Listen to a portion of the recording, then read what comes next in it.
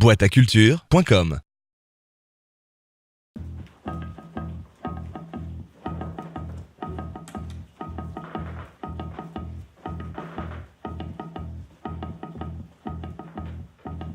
C'est un projet qui est né de plusieurs endroits, j'ai envie de dire. C'est à la fois une rencontre que j'ai faite avec Sylvie Da Silva, qui est une danseuse amateur.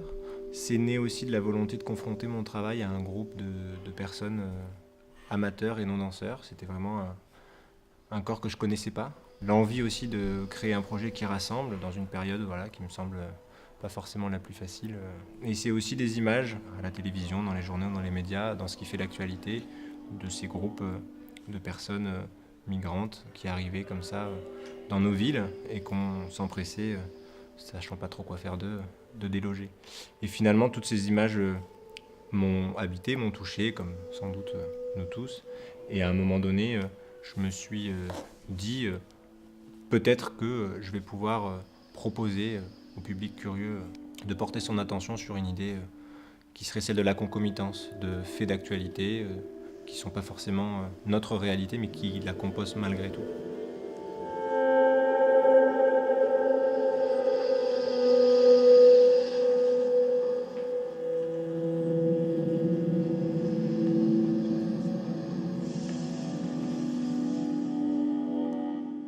Moi, j'ai un espèce de cadre sur lequel j'arrive à faire que la pièce ressemble à quelque chose dans mon esprit, et il le dépasse et ça me perturbe un peu, mais toujours positivement. C'est-à-dire qu'évidemment, ce qu'il me propose dans la réalité, c'est la force du groupe, est beaucoup plus intéressant que mes réflexions personnelles et la perspective que j'avais de la pièce. Ils sont imperturbables. ils sont assez magiques parce que on leur met de la lumière, on bouge, on touche des câbles, on leur met de la musique qu'ils n'ont jamais entendue.